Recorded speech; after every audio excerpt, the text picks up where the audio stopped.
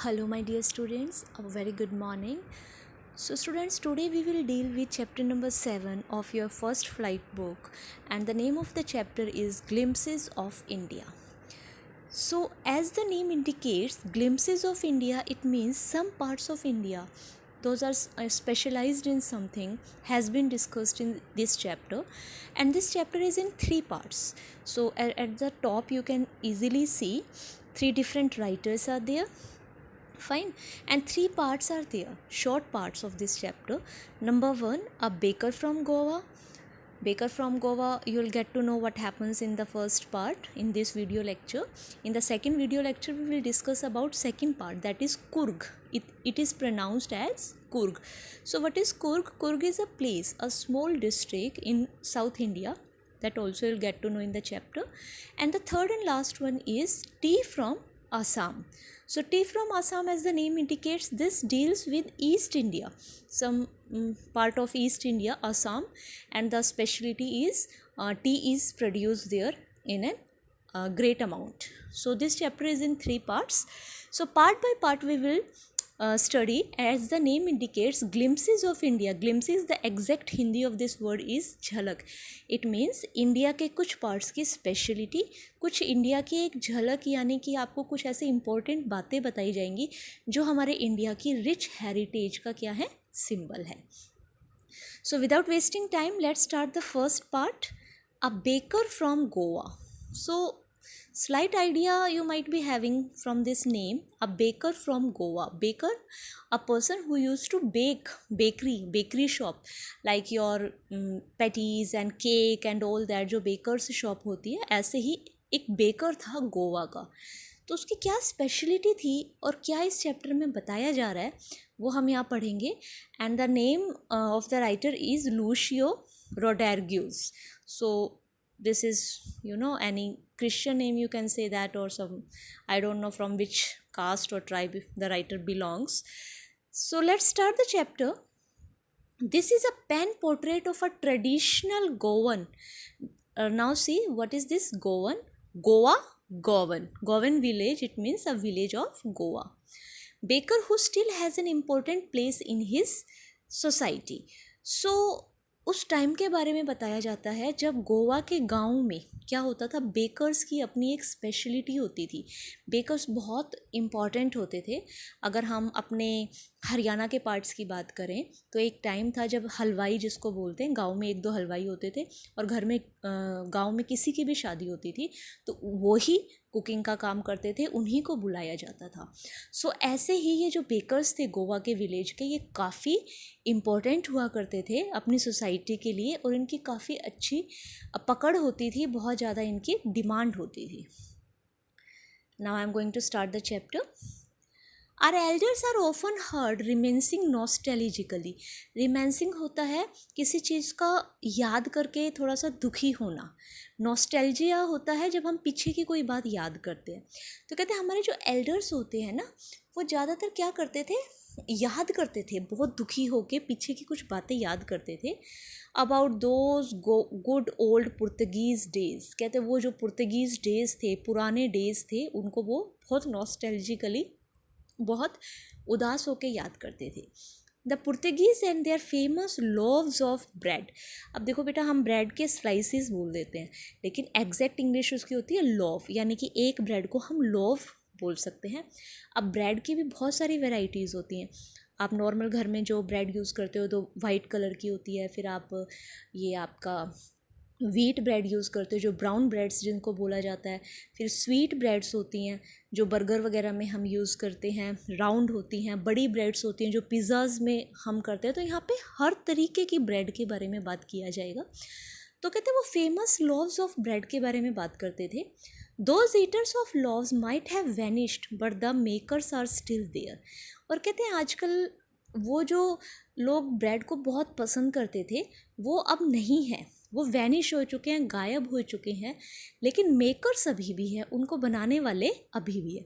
देखो, हम इस चैप्टर को कॉम्प्लिकेटेड नहीं करते, हम एक सिंपल सी बात करते हैं. पहले जब शादियों में क्या होता था, मोतीचूर के लड्डू, बूंदी के लड्डू, येलो कलर के, यस, बूंदी के लड्डू, वो बूंदी के लड्डू एंड जलेबी फाइन, ये एक ऐसी चीज़ थी जो हर शादी में डिस्ट्रीब्यूट होनी ही होनी होती थी।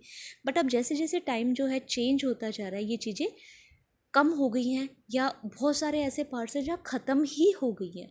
लेकिन उनको बनाने वाले तो अभी भी एग्जिस्ट करते हैं, लेकिन लोगों की डिमांड कम हो गई, लोगों का इंटरेस्ट उस चीज़ में कम हो गया। We still have amongst us the mixers, the molders and those who bake the loaves. ये बेटा सारे फंक्शंस बताइए। मिक्सर्स जो बैटर को मिक्स करते थे, जो उनको ब्रेड को शेप देते थे और जो ब्रेड को बनाते थे, ये सब अभी भी हमारी सोसाइटी में है, यानी कि गोवा की सोसाइटी में।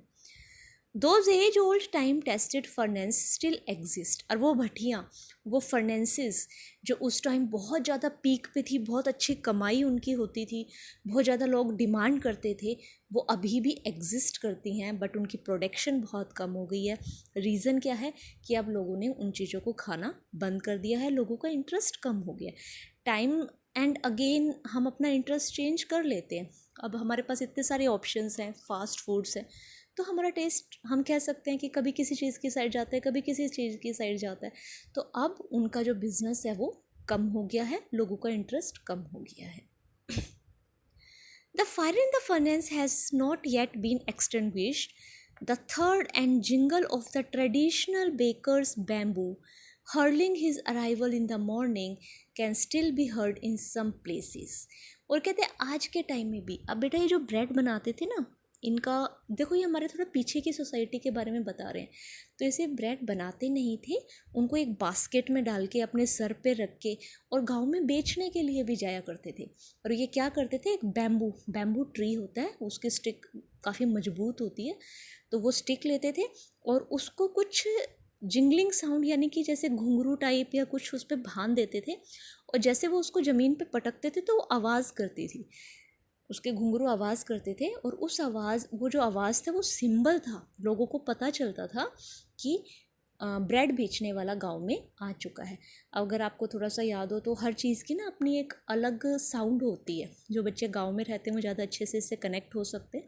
फॉर एग्जांपल, आपका पॉपकॉर्न वाला आएगा तो उसकी एक अलग सी आवाज़ होगी, उस आवाज़ से ही आपको आइडिया लग जाएगा कि आइसक्रीम वाला है या पॉपकॉर्न वाला है या बलून सेलर है। तो ऐसे ही उन ब्रेड बेचने वालों की बैम्बू की जो आवाज़ होती थी वो थोड़ी अलग तरीके की होती थी। और कहते हैं आज के टाइम में मॉर्निंग में कहीं कहीं ये चीज़ें हमें, ये आवाज़ जो है ये हमें अभी भी सुनने को मिल जाती है, बट इतनी ज़्यादा नहीं जितनी पहले आती थी। Now start from the third line at the top.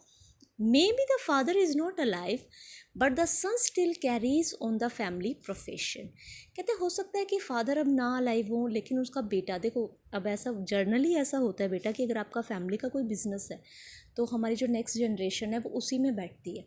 For example, ये जो फेमस बेकर्स थे जिनका उस टाइम बहुत प्रॉफिट होता था, तो उन्होंने अपने बच्चों को भी इसी चीज़ में ट्रेन किया था, तो बच्चे भी आगे जाके ये बेकिंग का ही काम करने लगे। तो कहते हैं मे बी फादर ना अलाइव हो, लेकिन जो सन है उनका वो उस प्रोफेशन को कैरी कर रहा है। These bakers are even today known as pader in Goa. और इनको एक पर्टिकुलर नाम से जाना जाता है गोवा में। किस नाम से जाना जाता है? पैडर। बेटा सेंटेंसेस बहुत इजी है, अगर आप बुक में ध्यान से पढ़ोगे ना तो आपको एक रीडिंग में ही समझ आ जाएगा।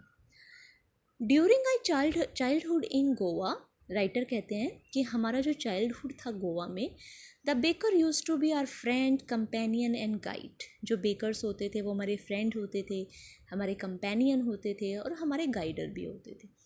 ही used to come at least twice a day. और वो दिन में 2 बार गांव में आया करते थे, गांव की फेरी लगाने के लिए, यानी कि अपना सामान बेचने के लिए, ब्रेड्स बेचने के लिए। देखो कितनी ज़्यादा उस टाइम ब्रेड लोग पसंद करते थे कि दिन के 2 चक्कर उस बेकर के डेली लगते थे गांव के अंदर। Once when he set out in the morning on his selling round. First time वो कब आते थे? जब सुबह सुबह वो अपनी ब्रेड बेचने के लिए जाते थे। When he set out in the morning on his selling round, and then again when he returned after emptying his huge basket। और उसके बाद सेकेंड मीटिंग उनकी कब होती थी? जब दोपहर के टाइम अपनी वो पूरी बास्केट जो ब्रेड की फुल थी पूरे गांव में बेच के खाली करके जब वो वापस जा रहे होते थे, उस टाइम वो उससे मिलते थे। The jingling third of his bamboo woke us up from sleep and we ran to meet and greet him। और कहते हैं हम सुबह सो रहे होते थे, लेकिन जैसे उसकी बैम्बू की स्टिक की जिंगलिंग खनक जो थी, जो आवाज़ हमारे कानों में पड़ती थी, हम फटाफट से नींद में से भी उठ के उसे मिलने के लिए भागा करते थे। वाई वॉज इट सो, कहते ऐसा क्यों होता था? Was it for the love of the love, क्या हमें वो ब्रेड बहुत पसंद थी, क्या हम इसलिए नींद में भागते थे?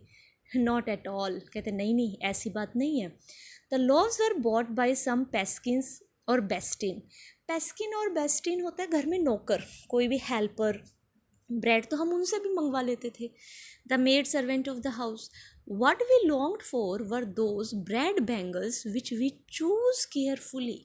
तो फिर ऐसा क्या था कि हम नींद में से भी उसकी आवाज़ सुनते ही, बेकर की आवाज़ सुनते ही वहाँ से भागना शुरू कर देते थे, क्योंकि हम उसकी बास्केट में ब्रेड बैंगल्स होती थी। ब्रेड बैंगल्स एक और वैरायटी है बेटा जो स्पेशली बच्चों के लिए बनाई जाती है, जो आपकी डोनट अगर आपने देखा हो तो डोनट शेप में होती थी। तो कहते थे हम ना उसमें से चूज़ करते थे कि हमें कौन सी ब्रेड जो बैंगल है वो चाहिए। तो वो जो चूज़ करने का प्रोसेस था कि बेस्ट मुझे मिले, सबसे फ्रेश मुझे मिले, सिर्फ उसी वजह से वो वहाँ से भागते थे।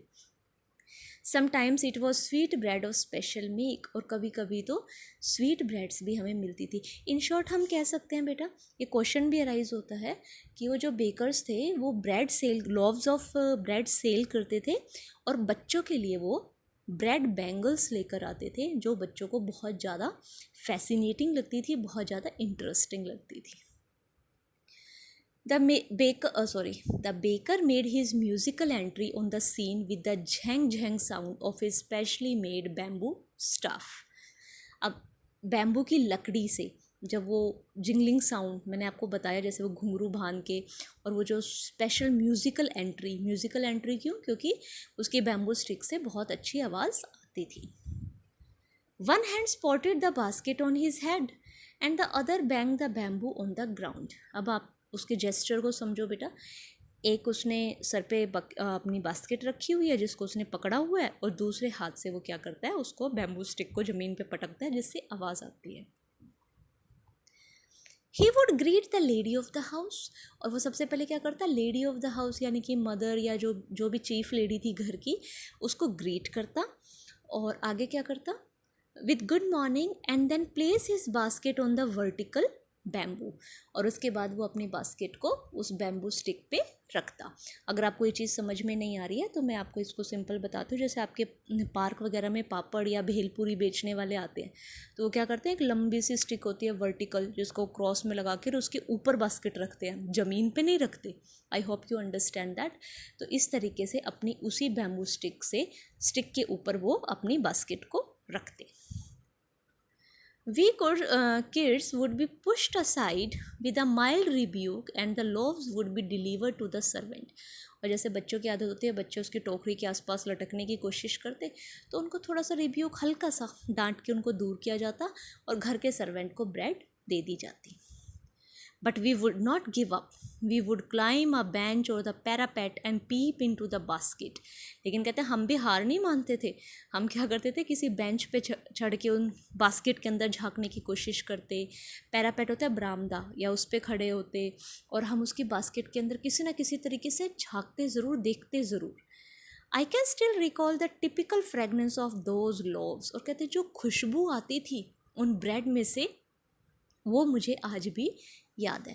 देखो बेटा, आप लोग शायद इस चीज़ को नहीं समझेंगे, लेकिन अगर आप अपने ग्रैंड मदर से, ग्रैंड फादर से, या अपने पेरेंट्स से आप बात करें, तो उनके चाइल्डहुड की आप उनसे पूछें कि क्या कोई ऐसी स्पेशल चीज़ थी जिसके लिए आप लोग बहुत एक्साइटेड होते थे, तो कोई ना कोई ऐसा बहुत अच्छा किस्सा आपको सुनने को मिल जाएगा कि हम तो ऐसे ऑरेंज वाली टॉफ़ियाँ खाया करते थे, या हमारे टाइम में ये चीज़ें बनती थी। तो ऐसे ही हमारे जो राइटर हैं वो ब्रेड को याद कर रहे हैं, अपने बचपन में जो वो खाया करते थे, और कहते हैं मुझे आज भी उन ब्रेड्स की फ्रेगनेंस जो है बहुत अच्छे से याद है। Loaves for the elders and the bangles for the children, और क्या, लॉव्स एल्डर्स के लिए, बड़ों के लिए, और बैंगल यहाँ पे मैंने फिर बताया आपको, डोनट टाइप का ब्रेड होता है, डोनट शेप में, जो बहुत स्वीट होता है, मीठा होता है, तो वो स्पेशल बच्चों के लिए वो बना के लेकर आया करते थे। Then we didn't seem care to brush our teeth और वॉश आवर माउथ प्रॉपरली, और कहते हैं कि हमें कोई टेंशन नहीं थी कि हमें पहले अपने टीथ ब्रश करने हैं या अपना मुंह धोना है। And why should we, who would take the trouble of plucking the mango leaf for the toothbrush, and why was it necessary at all? और कहते हैं हम कौन इतनी मेहनत करे, मैंगो लीफ हम कह सकते हैं जैसे अपनी नीम की दातुन हम करते हैं तो वो मैंगो लीफ से अपने दातुन वो किया करते थे।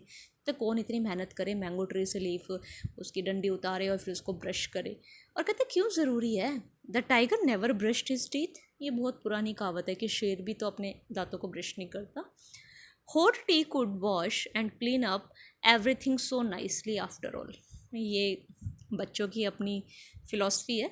उनका क्या मानना है कि एक कप गर्म चाय पियो, जो भी दांत की गंदगी है जो भी है वो सब अपने आप ही वॉश हो जाएगा, ब्रश करने की कोई नीड ही नहीं है, कोई ज़रूरत ही नहीं है ब्रश करने की। अब आइए, marriages gifts are meaningless without the sweet bread known as the bol. और कहते हैं मैरिजेस के लिए मैरिज जो गिफ्ट्स थे वो मीनिंगलेस होते थे अगर उसमें एक स्पेशल टाइप की ब्रेड ना बनाई जाए जिसका नाम बोल होता था। देखो बेटा, मैं एक बहुत सिंपल सा एग्जांपल आपको दे चुकी हूँ। पहले की शादियाँ कंप्लीट नहीं होती थी जब तक शादियों में घर में हलवाई को बिठा के जलेबी या फिर लड्डू ना बनवाए जाएं, पीले लड्डू, शायद उसको मोतीचूर या आई डोंट नो किसके बोलते हैं, वो येलो कलर के लड्डू होते, आप समझ सकते हो उसको। तो वैसे ही इनके वहाँ पे गोवा के साइड में मैरिजेस मीनिंगलेस थी अगर उसमें स्वीट ब्रेड ना बने। जस्ट एज अ पार्टी और अ feast loses it's charm without bread, और ऐसे ही हर पार्टी और हर फेस्टिवल में ब्रेड होना बहुत ज़रूरी था। तो आप सोच सकते हो कि कितना प्रॉफिट का काम इन बेकर्स के लिए था, कितनी डिमांड सोसाइटी में थी। Not enough can be said to show how important a baker can be for a village. और इससे आपको आइडिया लग सकता है कि एक बेकर विलेज के लिए कितना इम्पोर्टेंट था। The lady of the house must prepare sandwiches on the occasion of a daughter's engagement. Cakes and बॉलीहज are a must for Christmas as well as other festivals. ये कुछ बेटा स्वीट्स की बातें की गई हैं, आप गूगल पे सर्च करके इनकी पिक्चर देख सकते हो कि किस तरीके की ये स्वीट्स हैं जो डिफरेंट डिफरेंट ओकेजन्स पे बनाई जाती थी। Thus, the presence of the baker's furnace in the village is absolutely essential। और इसीलिए गांव में जो बेकर्स थी और उनकी फर्नेंस यानी कि उनका जो भी शॉप थी या जहाँ भी वो कुकिंग बेकिंग करते थे वो बहुत असेंशियल थी।